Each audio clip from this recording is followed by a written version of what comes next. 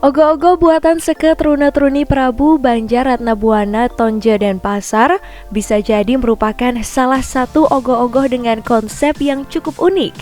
Ogoh-ogoh yang diberi nama Sang Bakasura ini terbuat dari cangkang telur yang digunakan untuk melapisi bagian luar ogoh-ogoh. Pemilihan cangkang telur sebagai salah satu bahan dari ogoh-ogoh yang mulai dikerjakan sejak 15 Januari 2020 ini merupakan gebrakan baru STT Prabu untuk menggunakan bahan-bahan yang ramah lingkungan setelah di tahun sebelumnya masih membuat ogoh-ogoh berbahan dasar styrofoam. Arsitek ogoh-ogoh STT Prabu I Gusti Bagus Yuda Duarsa mengatakan, di sini maksudnya ramah lingkungan bukan sekedar menggunakan bahan-bahan yang ramah terhadap lingkungan, tetapi juga menggunakan limbah-limbah yang sebenarnya cukup banyak di sekitaran Denpasar, terutama di desa Sumerta ini. Untuk mendapatkan cangkang telur, para pemuda STT Prabu mendatangi sejumlah pedagang martabak di lingkungan sekitar untuk memesan cangkang telur. Dan karena merupakan limbah yang tak terpakai, cangkang ini didapat secara gratis. Beberapa ogoh-ogoh di sekitaran Denpasar ini menggunakan bahan yang ramah lingkungan, tapi didapat secara tidak gratis. Mereka harus beli lagi untuk menonjolkan bahwa mereka menggunakan bahan yang ramah lingkungan. Padahal sebenarnya ada banyak limbah di lingkungan sekitar yang tidak mereka sadari. Kalau dari konsep ini sendiri sih, kita pertamanya pengen membuat sebuah gerakan yang baru yang belum pernah diciptakan. Karena gerakan seperti ke kanan ke kiri atau bangun itu sudah sebelumnya sudah pernah diciptakan. Jadi kita di sini membuat ogoh-ogoh dengan konsep gerakan baru seperti terbelah lalu muncul ogoh-ogoh lagi di dalamnya. Nah, kita dari segi cerita di sini mengambil cerita dari Kitab Bhagavad Purana, cerita tentang Bakasura yang sedang melawan Krishna. Di saat pertarungan tersebut, Krishna ini sempat ditelan oleh si Bakasura, dan kita di sini menggambarkan bahwa si Krishna ini berhasil membelah tubuh Bakasura dari dalam tubuh Bakasura. Kalau gerakannya ini dibilang cukup simpel, cuma dari segi penentuan beban memang agak kami perhitungkan, karena di saat membuat ogoh-ogoh terbelah ini kita tidak bisa secara langsung mengulat keutuhan ogoh-ogoh secara langsung. Kita harus memperhitungkan juga berapa ukuran ogoh-ogoh di luar dan di dalam agar sesuai, dan juga tidak agar ogoh-ogoh di dalam itu juga istilahnya kita di sini menekankan efek kejutan atau efek surprise-nya supaya nggak kelihatan bahwa ada ogoh-ogoh di dalamnya. Kalau mesinnya di sini yang kita gunakan adalah dinamo motor listrik 1400 rpm dan dibantu dengan puli untuk memperlambat gerakan, dan juga dibantu dengan gearbox 1:50 untuk memperlambat dan menahan beban. Juga untuk sistem penggeraknya kita di sini menggunakan aplikasi Android yang dibantu dengan sebuah alat yang bernama Smart Breaker. Pertamanya kita ingin menggunakan dinamo wiper.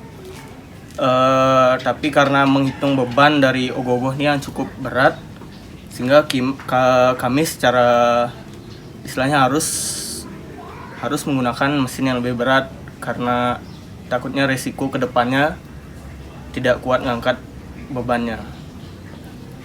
Kalau dari cangkang telur sendiri itu sebelumnya kan sebenarnya cangkang telur ini sudah sempat digunakan oleh beberapa banjar lain di Denpasar. Tapi kami di sini lebih menekankan karena sekarang kan udah istilahnya zamannya ogoh-ogoh ramah lingkungan. Kami di sini maksudnya ramah lingkungan bukan sekedar hanya menggunakan bahan-bahan yang ramah sama lingkungan, tapi kita di sini juga menggunakan limbah-limbah yang sebenarnya cukup banyak ada di sekitaran Denpasar, terutama daerah Sumerta ini. Kami dapat cangkang telur ini dari sekitar dagang martabak. Kami kumpulkan limbahnya sehingga kami olah, sehingga juga secara tidak langsung juga bakal mengurangi sampah yang akan dibuang oleh pedagang, dan bisa kami olah juga sebagai sebuah karya berupa ogoh-ogoh di sini. Kalau cangkang telur itu sendiri kita biasanya dari proses awalnya adalah kita keliling dulu, mesen istilahnya kita bilang ke dagang martabak bahwa kita akan minta cangkang telurnya, ntar bakal dipisahin sama mereka. kita ambil setiap malam. Di sini ada beberapa teman-teman yang ngambil. Ntar setelah itu kita jemur beberapa hari supaya serat di dalamnya itu menjadi kering sehingga lebih mudah untuk ditempel, sama aromanya juga tidak terlalu bau gitu. Setelah itu baru kita proses, kita tempel menggunakan limfox secara langsung ke ogoh-ogohnya. Kalau di sini kita tetap akan menggunakan pengecatan, tapi dari segi ogoh-ogoh ini kita mungkin akan ngecat di bagian shadowingnya aja, di bagian gelapnya aja, supaya lebih menonjolkan beberapa aspek dari ogoh-ogoh tersebut.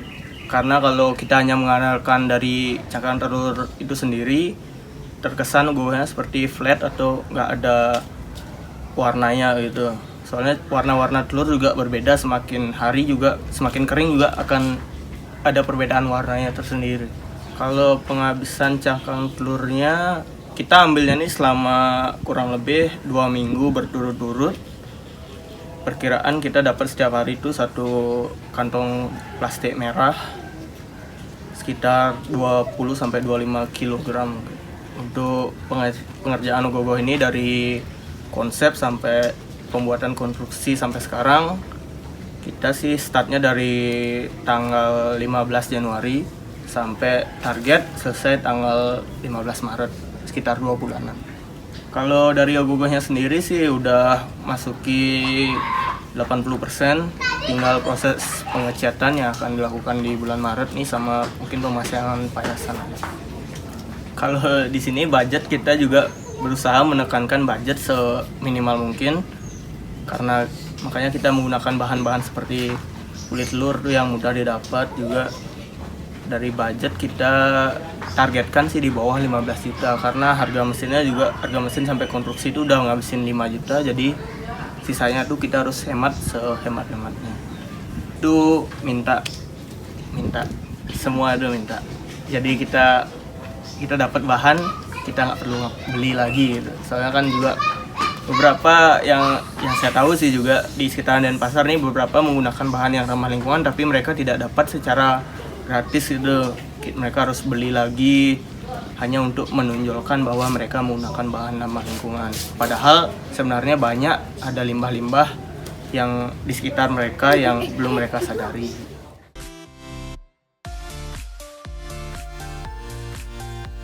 Yuk subscribe akun resmi YouTube Nusa Bali. Jangan lupa like, tinggalkan komentar, share link, dan aktifkan tanda loncengnya. Dapatkan informasi terkini seputar Pulau Dewata hanya di Nusa Bali TV.